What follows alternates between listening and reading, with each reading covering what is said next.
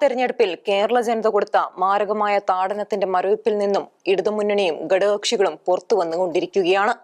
CPM-നെ ഭയപ്പെടാതെ ഓരോ പാർട്ടിയും അഭിപ്രായം പറഞ്ഞു തുടങ്ങി എന്നതാണ് ഈ പരാജയം ഇടതുമുന്നണിക്ക് ഉണ്ടാക്കുന്ന ഏറ്റവും വലിയ മാറ്റം. അങ്ങനെയാണ് മുന്നണി പ്രവർത്തിക്കേണ്ടത്. വെല്ലേട്ടനെ ഭയന്ന് അഭിപ്രായം വിഴുങ്ങിയാൽ ഓരോ പാർട്ടിയുടെയും സത്വം മാത്രമല്ല ജനപിന്തുണയും ചോർന്നു പോകുമെന്ന് തെരഞ്ഞെടുപ്പ് ഫലം തെളിയിച്ചു. ഓരോ പാർട്ടിയും സ്വത്വം വ്യക്തമാക്കിയും മുന്നണിയുടെ വിജയത്തിനായി പരസ്പരം സഹകരിച്ചും ഒന്നിച്ച് പ്രവർത്തിക്കുന്നവരിൽ ആരെങ്കിലും ജനരോഷം ഉണ്ടാക്കത്തക്ക വിധം പ്രവർത്തിക്കുന്നെങ്കിൽ ചൂണ്ടിക്കാണിച്ചും മുന്നോട്ടു പോകുമ്പോഴാണ് മുന്നണിക്ക് വിജയിക്കാനാവുന്നത്. തെരഞ്ഞെടുപ്പ് തോൽവി സംബന്ധിച്ച് ഓരോരുത്തരുടെയും വിലയിരുത്തൽ പൂർണ്ണമായും ശരിയാകണമെന്നില്ല. എങ്കിലും തങ്ങളുടെ വിലയിരുത്തൽ നടത്താനും പരാജയ കാരണങ്ങൾ കണ്ടെത്താനും അത് പരസ്യമായി പറയാനും കാണിക്കുന്ന ധൈര്യം മുന്നണിക്ക് കരുത്താവും. ഈ ദിശയിലുള്ള നല്ല നീക്കമാണ് പ്രതിപക്ഷ ഉപനേതാവ് പദവി തങ്ങൾക്ക് വേണമെന്ന CPI-യുടെ ആവശ്യം. നിയമസഭാ തെരഞ്ഞെടുപ്പ് തോൽവിയിൽ ആകെ തളർന്നുപോയ ഇടതുമുന്നണിയിൽ ഈ വിഷയം അത്യാവശ്യം അസ്വസ്ഥത ഉണ്ടാക്കുന്നുണ്ട്. ഇക്കാര്യം ആവശ്യപ്പെട്ടുകൊണ്ട് CPI സംസ്ഥാന സെക്രട്ടറി ബിനോയ് വിശ്വം CPM സംസ്ഥാന സെക്രട്ടറി MB ഗോവിന്ദന് കത്തും നൽകിയിട്ടുണ്ട്. ഇടതുമുന്നണിയിൽ ഒത്തിരി കക്ഷികൾ ഉണ്ടെങ്കിലും ഉപനേതൃസ്ഥാനം സംബന്ധിച്ച് അവരുടെ അഭിപ്രായത്തിന് വലിയ വിലയില്ല. കാരണം അവർക്കാർക്കും നിയമസഭയിൽ പ്രാതിനിധ്യം ഇല്ല. CPI-യുടെ ആവശ്യവും അതിനോടുള്ള CPM എതിർപ്പ് മൂലം ഇടതുമുന്നണിയുടെ നിയമസഭാ കക്ഷിക്ക് സമ്മേളിക്കാൻ പോലും സാധിച്ചിട്ടില്ല. ഉപനേതാവ് വിഷയത്തിൽ തീരുമാനമെടുത്ത ശേഷം മതി സംയുക്ത യോഗമെന്നാണ് CPI-യുടെ ശാഠ്യം. പ്രതിപക്ഷ ഉപനേതാവ് എന്നൊരു പദവി ഔദ്യോഗികമായി ഇല്ല. പ്രതിപക്ഷ നിരയിലെ രണ്ടാമൻ. പ്രതിപക്ഷ നേതാവ് സഭയിൽ ഇല്ലാത്തപ്പോൾ ആ ദൗത്യങ്ങൾ നിർവഹിക്കേണ്ട ആൾ ആരെന്നതാണ് വിഷയം. ഇപ്പോൾ പ്രതിപക്ഷ ഉപനേതാവ് CPM-ലെ ബാലഗോപാലാണ്. അതുപോരാ, ആ പദവി തങ്ങൾക്ക് വേണമെന്നാണ് CPI-യുടെ ശാഠ്യം. 2016-ൽ പ്രതിപക്ഷ ഉപനേതൃത്വ സ്ഥാനം മുസ്ലിം ലീഗിന് കൊടുത്തുകൊണ്ട് കോൺഗ്രസ് ഉണ്ടാക്കിയ ദുർമാതൃകയാണിത്. അന്ന് കോൺഗ്രസിനും ലീഗിനും ഏതാണ്ട് തുല്യ അംഗബലം നിയമസഭയിൽ ഉണ്ടായിരുന്നുവെന്ന സാഹചര്യം ഉണ്ടായിരുന്നു. കേരള കോൺഗ്രസ് മാണിയെ തട്ടിക്കൊണ്ടുപോയതുപോലെ ലീഗിനെയും പിണറായി കൊണ്ടുപോകാതെയും നോക്കണമായിരുന്നു. ഇന്ന് അതൊന്നുമില്ല. ലീഗല്ലല്ലോ CPI. ഏതായാലും അത് മാതൃകയാക്കി CPI പിടിച്ചു നോക്കുകയാണ്. CPM വിട്ടുകൊടുക്കുമോ എന്ന് ഉറപ്പില്ല. പിണറായിയെ ശക്തിപ്പെടുത്താനാണ് CPI വാദം ഉന്നയിക്കുന്നതെന്ന് വ്യാഖ്യാനിക്കുന്നവരുണ്ട്.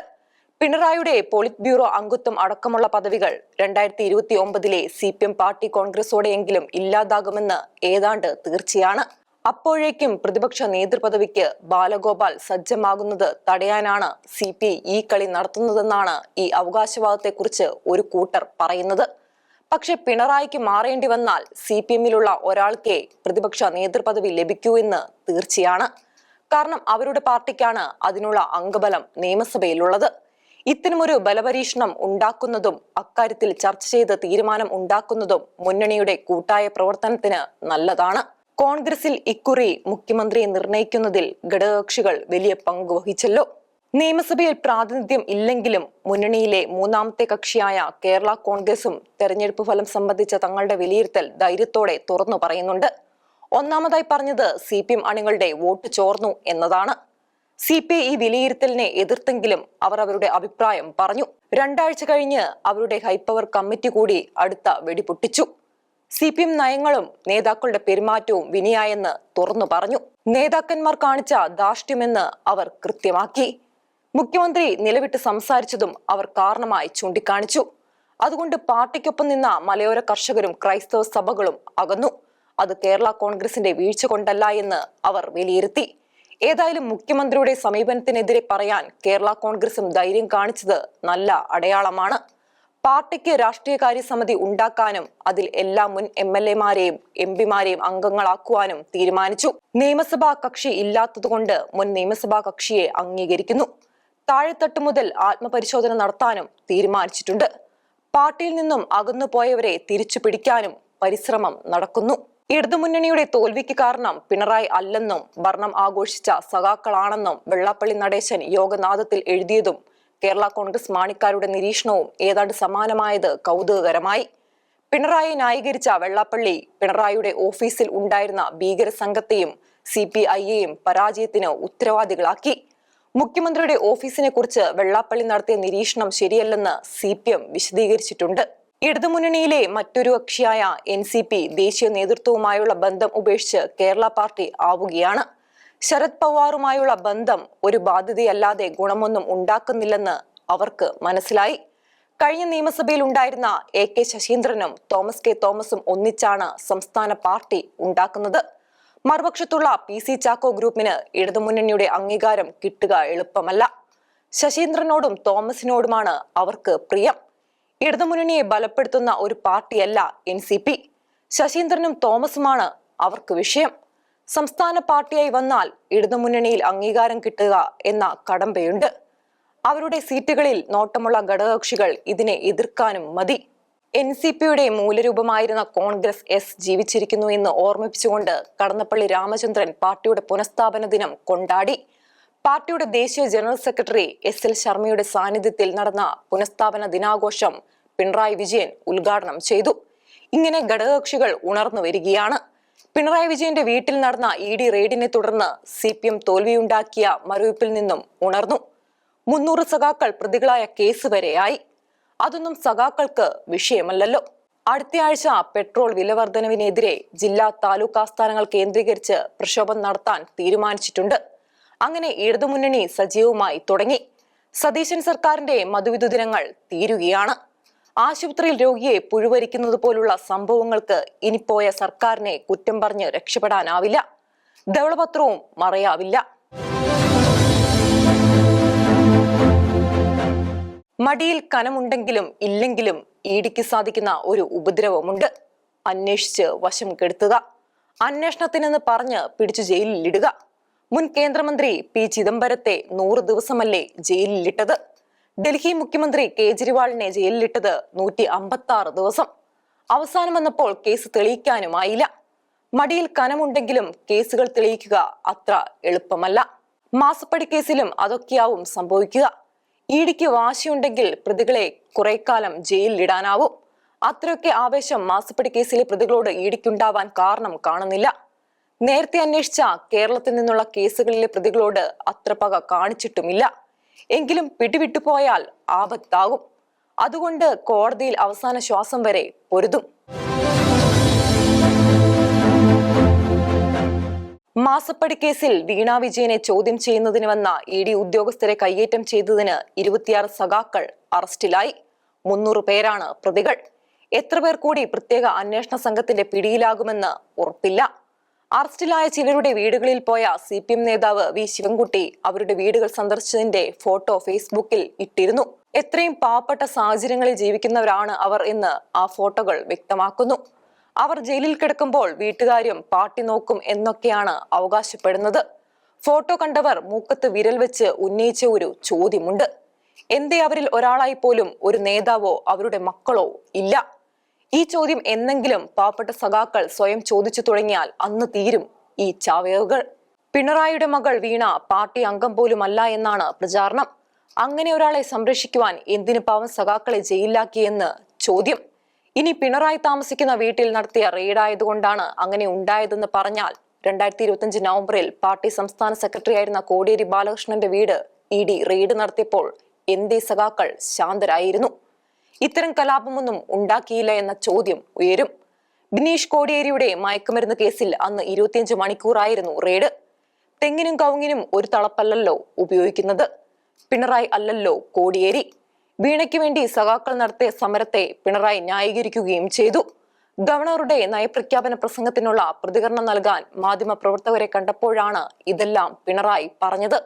അധികാരം പോയതോടെ പിണറായിയുടെ പത്രസമ്മേളനത്തിലെ കാർക്കശ്യവും ഇല്ലാതായി. പുതിയ സർക്കാരിന്റെ പുതിയ നയങ്ങൾ പ്രഖ്യാപിച്ചുകൊണ്ട് ഗവർണർ രാജേന്ദ്ര ആർലേക്കർ മെയ് 29 നടത്തിയ പ്രസംഗത്തിൽ നല്ല തുടക്കത്തിന്റെ സൂചനകളാണുള്ളത്. എങ്കിലും ജനാധിപത്യ മുന്നണി ജനങ്ങളുടെ മുന്നിൽ വെച്ച ഇന്ദിരാ ഗ്യാരണ്ടികൾ സംബന്ധിച്ച് കൃത്യമായ പ്രഖ്യാപനങ്ങൾ ഇല്ലാത്തതും ന്യൂനപക്ഷ വകുപ്പ് എന്നാൽ മുസ്ലിം ക്ഷേമ വകുപ്പ് എന്നാണ് അർത്ഥമെന്ന് സൂചിപ്പിക്കുന്നതുമായ പ്രഖ്യാപനങ്ങൾ വന്നതും വല്ലായ്മ തന്നെയായി. ജൂൺ 15 മുതൽ സ്ത്രീകൾക്ക് KSRTCയിൽ സൗജന്യ യാത്ര ഉണ്ടാവുമെന്ന പ്രഖ്യാപനവും വയോജനങ്ങൾക്കായി ഒരു പ്രത്യേക വകുപ്പ് രൂപീകരിക്കുമെന്ന പ്രഖ്യാപനവും 25 ലക്ഷം രൂപയുടെ കുടുംബ ഇൻഷുറൻസും 3000 രൂപ പെൻഷനും എല്ലാം പ്രഖ്യാപിച്ചിട്ടുണ്ട്. എന്നു മുതൽ എന്ന ഉറപ്പാണ് ഉണ്ടാവാനുള്ളത്. റബ്ബറിന്റെ സംഭരണ വില 300 രൂപ ആക്കും എന്നതടക്കമുള്ള പ്രഖ്യാപനങ്ങൾ ബാക്കിയാണ്. കർഷകൻ കുത്തുവാളയെടുത്ത് നിൽക്കുമ്പോഴല്ലേ ഇത്തരം നടപടികളിലൂടെ അവരെ സഹായിക്കേണ്ടത്? ന്യൂനപക്ഷ വകുപ്പ് മുസ്ലിം മന്ത്രിമാർക്ക് തന്നെ അട്ടിപ്പേർ കൊടുക്കരുതെന്ന ക്രൈസ്തവരുടെ വാദം എന്തുകൊണ്ടാണെന്ന് ഗവർണറുടെ നയപ്രഖ്യാപന പ്രസംഗത്തിലെ വിഭവങ്ങളും കൃത്യമായ സൂചന നൽകി. നയപ്രഖ്യാപന പ്രസംഗത്തിൽ ന്യൂനപക്ഷ വകുപ്പ് ചെയ്യുന്നതായി പറയുന്നത് 3 കാര്യങ്ങൾ മാത്രം: ഹജ്ജ് തീർത്ഥാടനം, വഖഫ് സംരക്ഷണം, വഖഫ് ബോർഡിന്റെ പ്രവർത്തനങ്ങളുടെ ആധുനീകരണം എന്നിവ മാത്രം. ന്യൂനപക്ഷ ക്ഷേമവകുപ്പ് എന്ന പേരുമാറ്റി മുസ്ലിം ക്ഷേമവകുപ്പ് എന്നാക്കുന്നതല്ലേ നല്ലത്? കേരളത്തിലെ ഭൂനിയമങ്ങൾ സമൂലം പരിഷ്കരിക്കുമെന്നും കർഷകർക്ക് ഉപാധിരഹിത പട്ടയം ഉറപ്പാക്കുമെന്നും സർക്കാർ വ്യക്തമാക്കി. വന്യമൃഗശല്യം പരിഹരിക്കുന്നതിന് മനുഷ്യത്വപരമായ നടപടികൾ, ലഹരി വസ്തുക്കളുടെ ദുരുപയോഗത്തിനെതിരെ ശക്തവും സമഗ്രവുമായ പരിപാടികൾ ഉണ്ടാകുമെന്ന് വ്യക്തമാക്കപ്പെട്ടു. വയോമിത്രം പരിപാടി എല്ലാ ബ്ലോക്ക് പഞ്ചായത്തുകളിലും വ്യാപിപ്പിക്കും.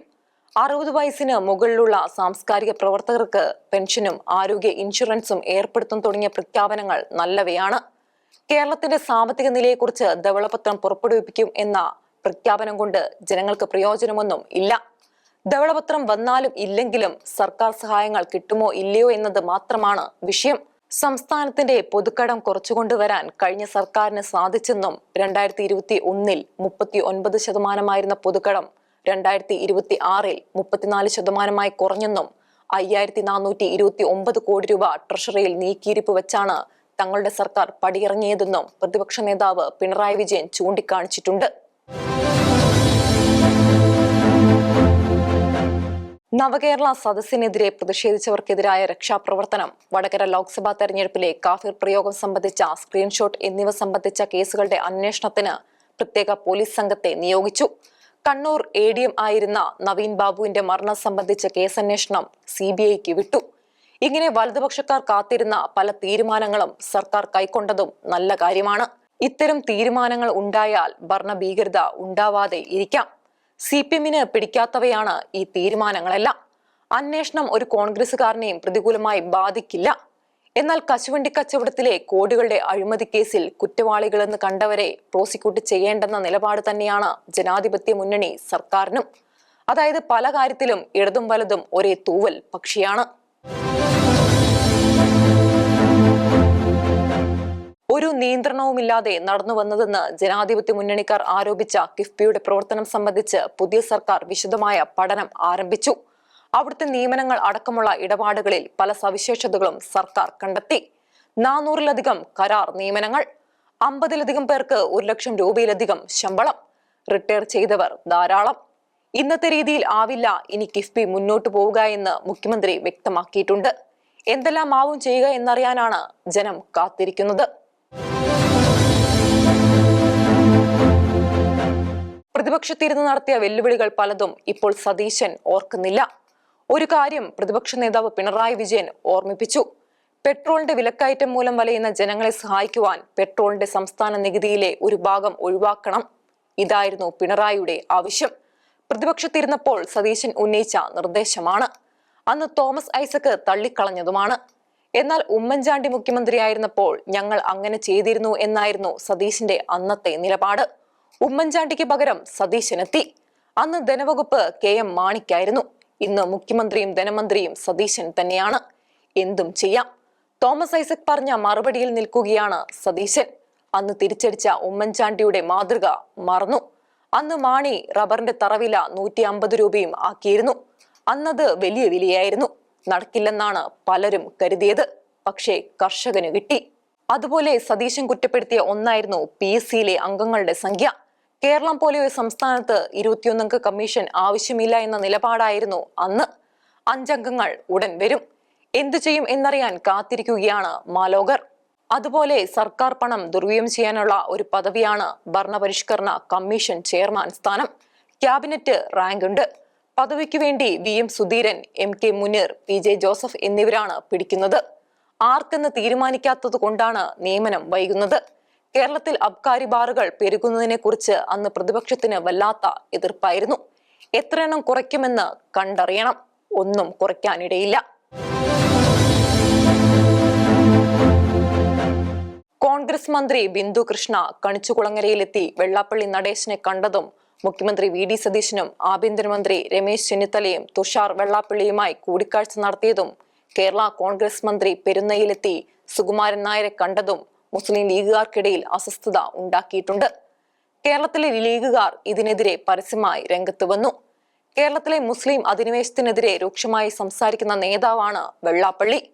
അദ്ദേഹം പറയുന്നത് SNDPയുടെ അഭിപ്രായമല്ല, വ്യക്തിപരമായ അഭിപ്രായം ആണെന്നാണ് അദ്ദേഹത്തിന്റെ മകനും യോഗം വൈസ് പ്രസിഡന്റുമായ തുഷാർ വെള്ളാപ്പള്ളിയുടെ പക്ഷം. തുഷാർ സതീശിനെ അദ്ദേഹത്തിന്റെ ആലുവയിലെ വസതിയിലെത്തിയാണ് കണ്ടത്. രമേശുമായുള്ള കൂടിക്കാഴ്ച നടന്നത് തുഷാറിന്റെ ഭാര്യ വീട്ടിൽ വെച്ചുമായിരുന്നു.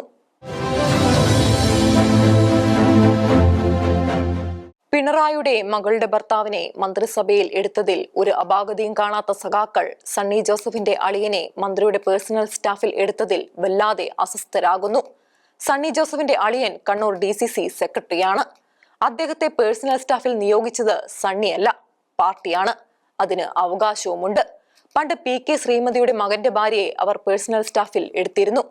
പണ്ടൊരു മന്ത്രി ഭാര്യയുടെ അമ്മയെ ഔദ്യോഗിക വസതിയിലെ കുക്കായി നിയമിച്ചിട്ടുണ്ട്. സ്വന്തക്കാരെ സർക്കാർ സ്ഥാപനങ്ങളിൽ സ്ഥിരം പദവികളിൽ നിയമിക്കുന്നതിൽ ഒരു മനക്കടിയും കാണിക്കാതിരുന്നവരാണ് ഈ ആക്ഷേപവുമായി വരുന്നത്.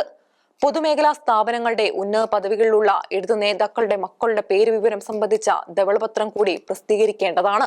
കോൺഗ്രസ് പത്രക്കാർ പോലും ബെന്നിയുടെ നിയമനം വേണ്ടിയിരുന്നില്ല എന്ന നിലപാടെടുത്തിട്ടുണ്ട്. നിയമനം പിൻവലിച്ചാൽ നിയമിച്ചതിനേക്കാൾ പേര് ചീത്തയാവും. ബന്ധുക്കളെ ഇങ്ങനെ നിയമിക്കരുതെന്ന് എല്ലാവർക്കും ബാധകമാക്കുമോ എന്നാണ് ചോദ്യം. ജനാധിപത്യ മുന്നണി സർക്കാർ വന്നതോടെ പത്രക്കാരുടെ ധൈര്യം വല്ലാതെ കൂടി. പഞ്ചമുച്ചമടക്കിയിരുന്ന് പത്രസമ്മേളനം കേട്ടിരുന്നവരെല്ലാം ഇപ്പോൾ പുലികളായി. കൃഷിമന്ത്രി T സിദ്ദിഖിന്റെ കൂടെ പത്രസമ്മേളനത്തിന് വന്ന കൃഷിവകുപ്പ് ഡയറക്ടർ വെങ്കിട്ടറാമിനെതിരെ പത്രക്കാർ പ്രതിഷേധിച്ചു. അദ്ദേഹത്തിന് ഇറങ്ങിപ്പോകേണ്ട സാഹചര്യം ഉണ്ടാക്കി. എന്നാൽ ഏതാനും നാൾ മുമ്പ് CPIയുടെ മന്ത്രി പ്രസാദിന്റെ കൂടെ ഇദ്ദേഹം പത്രസമ്മേളനത്തിൽ പങ്കെടുത്തപ്പോൾ പ്രതിഷേധിക്കാത്തവരാണ് ഈ ധൈര്യം സിദ്ദിഖിനോട് കാണിച്ചത്. എന്തേ ഇങ്ങനെയെന്ന സംശയം ആർക്കും ഉണ്ടാവും. ചില പത്രക്കാരും വരുന്നത് കൃത്യമായ ലക്ഷ്യത്തോടെയാണ്.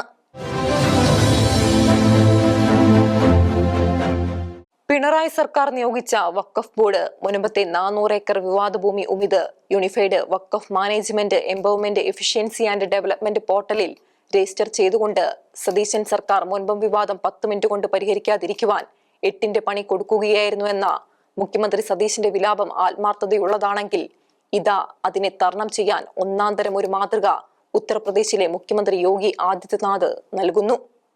അവിടെ വഖഫ് ബോർഡ് ഉമിത് പോർട്ടലിൽ രജിസ്റ്റർ ചെയ്ത 31,100 വസ്തുക്കൾ പോർട്ടലിൽ നിന്നും നീക്കം ചെയ്യാൻ മുഖ്യമന്ത്രി നിർദ്ദേശം കൊടുത്തു. ഉത്തർപ്രദേശിൽ ഉമിത് പോർട്ടലിൽ രജിസ്റ്റർ ചെയ്ത 1,18,302 വസ്തുവകകളിൽ തർക്കമുള്ള 31,192 വസ്തുവകകൾ പോർട്ടലിൽ നിന്നും നേരത്തെ നീക്കം ചെയ്യിച്ചിരുന്നു. അതായത് കേരളത്തിലെ മുഖ്യമന്ത്രിക്ക് മുൻപം ഭൂമി ഉമിത് പോർട്ടലിൽ നിന്നും നീക്കം ചെയ്ത് മുൻപത്തെ പ്രശ്നം പരിഹരിക്കുന്നതിനുള്ള തടസ്സം നീക്കാൻ സാധിക്കുമെന്ന്. അങ്ങനെ 8ന്റെ പണി തന്നവർക്ക് തിരിച്ചടി കൊടുക്കുവാനും സാധിക്കും.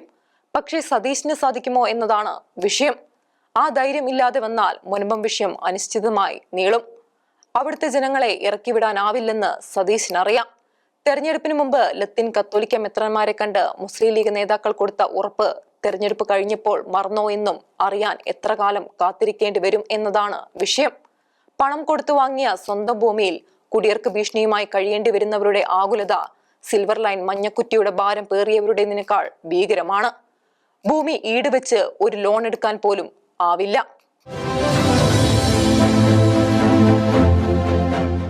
അഞ്ച് സംസ്ഥാന തെരഞ്ഞെടുപ്പുകൾക്ക് ശേഷം പ്രതിപക്ഷ കക്ഷികളുടെ ഇന്ത്യ മുന്നണി ജൂൺ 8-ന് സമ്മേളിക്കുകയാണ്. നിയമസഭാ തെരഞ്ഞെടുപ്പുകളിൽ കോൺഗ്രസിന് നല്ല വിജയം ഉണ്ടെങ്കിലും ഇന്ത്യ മുന്നണിക്ക് വല്ലാത്ത തിരിച്ചടിയാണ് നേരിട്ടത്. പ്രാദേശിക പാർട്ടികൾക്ക് വലിയ തിരിച്ചടിയാണ് ഈ നിയമസഭാ തെരഞ്ഞെടുപ്പുകളിൽ ഉണ്ടായത്. തമിഴ്നാട്ടിൽ DMKയും അണ്ണാ DMKയും തോറ്റു. അണ്ണാ DMK പിളർപ്പിന്റെ വക്കിലാണ്. തമിഴ്നാട്ടിൽ വിജയോട് ചേർന്ന കോൺഗ്രസിന്റെ ഇന്ത്യ മുന്നണിയിൽ നിന്നും DMK പിണക്കത്തിലാണ്. ഇന്ത്യ മുന്നണി വിട്ട മട്ടാണ്. അവർ 8-നുള്ള യോഗത്തിൽ പങ്കെടുക്കില്ല. BJP അവരെ വശത്താക്കുവാൻ കരുക്കൾ നീക്കുന്നതായി വാർത്തയുണ്ട്. അവരെ കൂടെ കൂട്ടിയാൽ ഒരിക്കൽ പരാജയപ്പെട്ട ഒരു രാജ്യം ഒരു തെരഞ്ഞെടുപ്പ് ഭരണഘടനാ ഭേദഗതി പാസാക്കാനാവും. അങ്ങനെ വന്നാൽ 2029-ൽ ഭാരതത്തിൽ പൊതു തെരഞ്ഞെടുപ്പ് വരാം. തമിഴ്നാട്ടിലടക്കം നിയമസഭാ തെരഞ്ഞെടുപ്പും വരാം. DMKക്ക് തിരിച്ചുവരാൻ അവസരം ആകും. കോൺഗ്രസിനെ പോലെ DMK സ്വന്തം കാര്യം നോക്കിയാൽ ഇതെല്ലാം നടക്കാം. ബംഗാളിൽ മമത തോറ്റു. അതോടെ തൃണമൂലും നിലപരിശായി. അവർ പിളർപ്പിന്റെ വക്കിലാണ്. 80 MLA-മാരിൽ 60 പേരും മമതയ്ക്ക് എതിരാണ്. മമത പ്രതിപക്ഷ നേതാവായി നിയോഗിച്ച ശോഭൻദേബ് ചതോപാധ്യയെ അവർ എതിർക്കുന്നു. അവരെല്ലാം മമത പുറത്താക്കിയ റീത്ത ബ്രത ബാനർജിക്കൊപ്പമാണ്. അദ്ദേഹത്തെ സ്പീക്കർ നിയമസഭയിലേക്ക് പ്രതിപക്ഷ നേതാവായി നിശ്ചയിച്ചു. മമതയ്ക്ക് വലിയ തിരിച്ചടികളാണ് വരുന്നത്. മമത കൊൽക്കത്തയിൽ നടത്തിയ സമരത്തിനും ആളില്ലായിരുന്നു. കൊൽക്കത്ത മേയർ രാജിവെച്ചു. BJP-ക്കാർ തൃണമൂൽ കോൺഗ്രസുകാരെ നാട്ടിലാകെ ഓടിച്ചിട്ട് അടിക്കുകയാണ്. ഇതിനിടയിൽ മമത തൃണമൂലിന്റെ എല്ലാ ഘടകങ്ങളെയും പിരിച്ചുവിട്ടു. മമത ഇന്ത്യ മുന്നണി യോഗത്തിന് എത്തുന്നുണ്ട്. നിയമനിർമ്മാണ സഭകൾ നോക്കൂത്തികളായി മാറുന്നു. ഭാരതത്തിലെ നിയമസഭകളിൽ ചൂടപ്പം പോലെ നിയമങ്ങൾ പാസാക്കുന്നതായി PRS annual review of state laws 2025 ചൂണ്ടിക്കാണിക്കുന്നു. നിയമസഭാംഗങ്ങൾ നിയമനിർമ്മാണത്തിൽ ഫലപ്രദമായി ഇടപെടുന്നില്ലെന്ന് ഈ പഠനം വ്യക്തമാക്കുന്നു.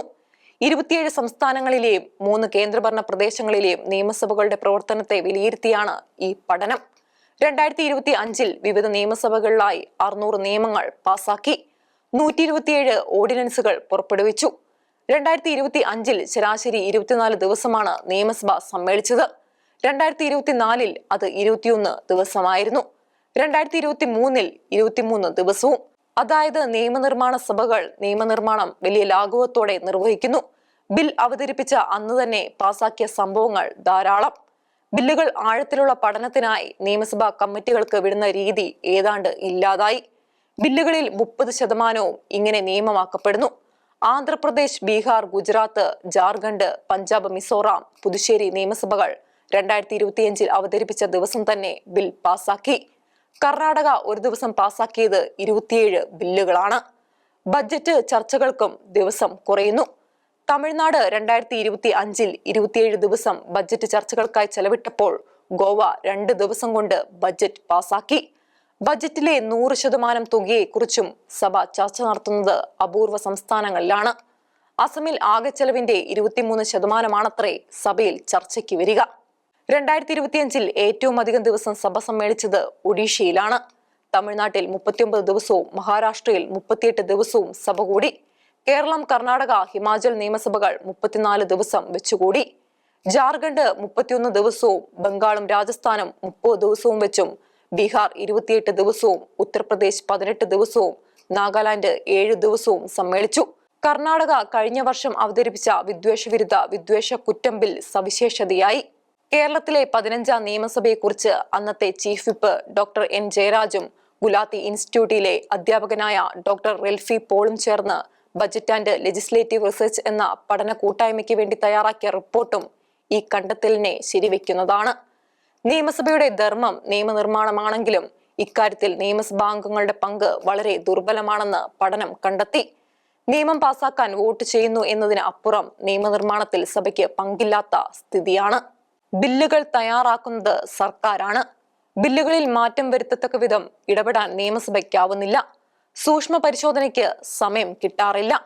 ബിൽ പരിശോധിക്കുകയും അംഗീകരിക്കുകയും ചെയ്യുകയാണ് സഭയുടെ ദൗത്യം. നിയമത്തിലെ ഓരോ വ്യവസ്ഥയും പരിശോധിച്ച് ഭേദഗതി നിർദ്ദേശിക്കുക മാത്രമാണ് നിയമസഭാ അംഗങ്ങൾ ചെയ്യുക. ആ ദൗത്യവും അർത്ഥവത്താകുന്നില്ല. ചർച്ചയില്ലാതെ ബില്ലുകൾ തുടക്കത്തിൽ പാസാക്കുന്നു. 15ാം നിയമസഭയിൽ 168 നിയമങ്ങൾ പരിഗണിച്ചപ്പോൾ 20,000-ൽ അധികം ഭേദഗതികൾ നിർദ്ദേശിക്കപ്പെട്ടു. അതിൽ അംഗീകരിക്കപ്പെട്ടത് 325 എണ്ണം. ഇതിൽ ഭൂരിഭാഗവും ക്ലറിക്കൽ ഡ്രാഫ്റ്റിംഗ് പിശകുകളാണ്. നിയമസഭയുടെ ഏറ്റവും സജീവമായ ചോദ്യോത്തര വേളയെക്കുറിച്ചുള്ള കണ്ടെത്തലുകളും സവിശേഷമായി. ഉത്തരം കിട്ടാത്ത ചോദ്യങ്ങളുടെ എണ്ണം വർദ്ധിക്കുന്നതായാണ് കണ്ടെത്തൽ. 15ാം നിയമസഭയിൽ 2992 ചോദ്യങ്ങൾക്ക് ഉത്തരം ലഭിച്ചില്ല. 14ാം നിയമസഭയിൽ ഉത്തരം കിട്ടാത്ത ചോദ്യങ്ങൾ 2581 ആയിരുന്നു. 15ാം നിയമസഭയിൽ ഒരംഗം ചോദിച്ചത് ശരാശരി 637 ചോദ്യങ്ങൾ. 80% അംഗങ്ങൾ 500-ൽ ഏറെ ചോദ്യങ്ങൾ ചോദിച്ചു.